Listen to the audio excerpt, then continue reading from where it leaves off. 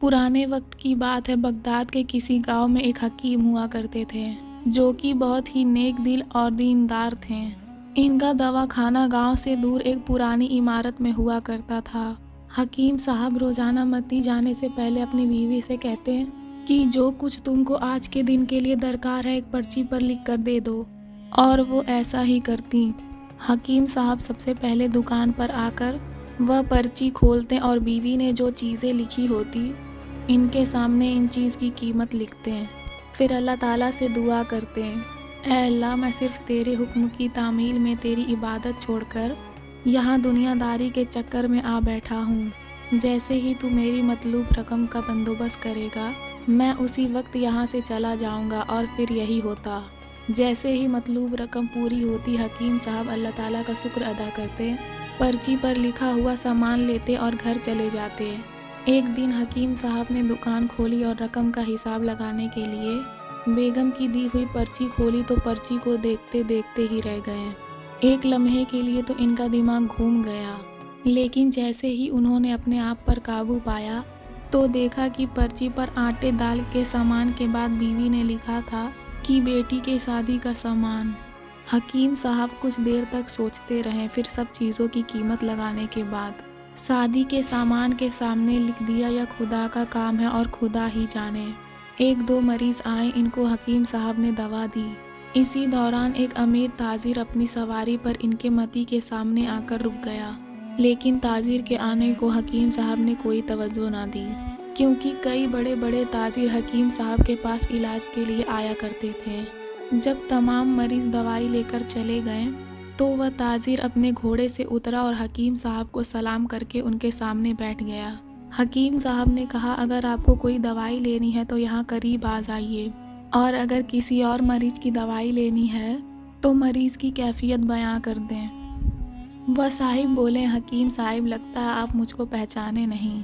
और पहचान भी कैसे सकते हैं, मैं 15 साल बाद आपसे मिल रहा हूँ। जब मैं पहली बार आपके पास आया था तो मैं खुद नहीं आया था, बल्कि अल्लाह ने मुझे आपके पास भेजा था, क्योंकि अल्लाह मेरा घर आबाद करना चाहता था। हुआ कुछ यूँ कि मैं तिजारत के सिलसिले में बाज़ार आया हुआ था। शदीद गर्मी की वजह से मैं आपके दवाखाने के सामने दरख्त के साए में थोड़ी देर के लिए रुका। आपने देखा कि मैं घोड़े के पास गर्मी में खड़ा हूँ। आप मेरे पास आए और दवाखाने की तरफ इशारा करके कहा कि अंदर आकर बैठ जाइए। मैंने आपका शुक्रिया अदा किया और दवाखाने में आकर बैठ गया। एक छोटी सी बच्ची भी आपके पास खड़ी थी और बार बार कह रही थी, चले ना, मुझे भूख लगी है। आप कह रहे थे, बेटा थोड़ा सब्र करो, अभी चलते हैं। मैंने कहा, हकीम साहब, आपकी बेटी को देखकर मुझे अपनी भांजी याद आ गई। वो भी बिल्कुल इसी की उम्र की है।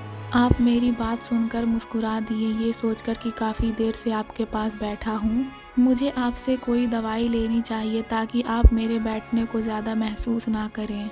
मैंने कहा कि हकीम साहब, 4 साल पहले मेरी शादी हुई थी। बहुत सारी जगहों पर इलाज करवाया, लेकिन अभी सिर्फ मायूसी है। तो आपने कहा, भाई तौबा इस्तगफार करो, अल्लाह की रहमत से कभी मायूस नहीं होना चाहिए। याद रखो कि इसके खजाने में किसी चीज़ की कमी नहीं है। औलाद, माल, असबाब, गमी, खुशी, ज़िंदगी और मौत सब अल्लाह के हाथ में है। किसी हकीम के हाथ में शिफा नहीं होती और ना ही किसी दवा में शिफा होती है। अगर शिफा मिलनी है तो खुदा के हुक्म से मिलनी है। मुझे याद है आप साथ साथ बात कर रहे थे और साथ साथ पुड़ियाँ भी बनाते जा रहे थे। तमाम दवाएं आपने 2 हिस्सों में तकसीम करके अलग अलग लिफाफे में डाली और मुझसे पूछा कि आपका नाम क्या है। मैंने जवाब दिया कि मेरा नाम उस्मान है। आपने एक लिफाफे पर उस्मान लिखा और दूसरे लिफाफे पर बेगम। फिर दोनों लिफाफे एक थैली में डालकर दवाई इस्तेमाल करने का तरीका समझाया। मैंने बेदिली से ये दवाई ली क्योंकि मैं तो आपको कुछ रकम देना चाहता था, लेकिन जब दवाई लेने के बाद मैंने आपसे पूछा कितने पैसे हुए तो आपने कहा कि बस ठीक है। मेरे ज़्यादा इसरार करने पर आपने कहा कि आज का खाता बंद हो गया। मैंने कहा कि मैं आपकी बात नहीं समझा। इसी दौरान वहाँ खड़े एक शख्स ने कहा कि खाता बंद होने का मतलब है हकीम साहब ने आज के घरेलू इखराजात के लिए जितनी रकम अल्लाह से मांगी थी वो अल्लाह ने उन्हें दे दी है।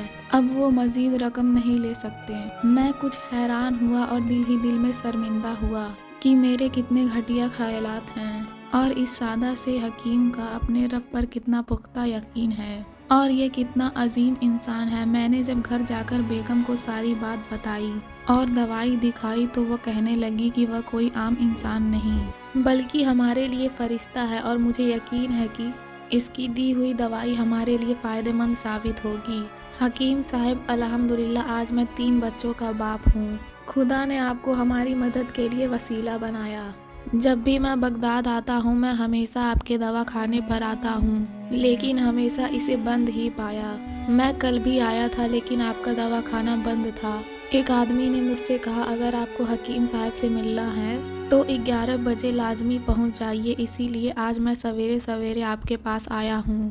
جب 15 سال پہلے میں نے آپ کی بیٹی کو دیکھا تھا تو بتایا تھا کہ اسے دیکھ کر مجھے اپنی بھانجی یاد آ رہی ہے۔ میری بھانجی کی شادی اس ماہ کی 15 تاریخ کو ہونی تھی اور اس شادی کا سارا بندوبست میں نے اپنے ذمے لیا ہوا تھا۔ میں نے اسے رقم دی تاکہ وہ اپنی مرضی سے چیزیں خرید سکے۔ اسے بخار تھا لیکن اس نے کسی کو نہیں بتایا اور اسی حالت میں شادی کی ساری چیزیں خریدتی رہی اور پھر ایک دن بازار میں بے ہوش ہو کر گر گئی۔ طبیب کے پاس لے گئے تو پتہ چلا کہ اسے گردن توڑ بخار ہے اور وہ اسی بے ہوشی کی حالت میں دنیا سے رخصت ہو گئی۔ بھانجی کی وفات کے کچھ عرصہ بعد مجھے اور میری بیوی کو آپ کی بیٹی کا خیال آیا اور ہم نے فیصلہ کیا کہ ہم شادی کا سارا سامان آپ کی بیٹی کے لیے گھر پہنچا دیں گے۔ اگر شادی جلدی ہوئی تو سارا انتظام خود کریں گے اور اگر ابھی کچھ وقت ہوا تو نقد رقم پہنچا دیں گے۔ میری درخواست ہے کہ آپ ان سب چیزوں کے لیے مجھے انکار نہیں کریں گے۔ حکیم صاحب یہ سن کر حیران ہوئے اور پھر بولے، عثمان صاحب آپ جو کچھ کہہ رہے ہیں مجھے تو کچھ سمجھ نہیں آ رہا۔ میں نے تو آج بیوی کے ہاتھ کی لکھی پرچی دیکھی تو گھر کے سامان کے ساتھ بیٹی کی شادی کا سامان بھی لکھا ہوا تھا۔ آپ خود ہی دیکھ لیں پرچی پر کیا لکھا ہوا ہے۔ یہ کہہ کر حکیم صاحب نے پرچی عثمان صاحب کو تھما دی۔ تاجر عثمان نے جب پرچی دیکھی تو وہ حیران رہ گیا۔ اس پرچی پر لکھا تھا خدا کا کام ہے اور خدا ہی جانے۔ حکیم صاحب نے کہا کہ عثمان صاحب آج تک ایسا نہیں ہوا کہ جو بھی پرچی راشن لانے کے لیے بیگم نے دی ہو اس کا بندوبست نہ ہوا ہو۔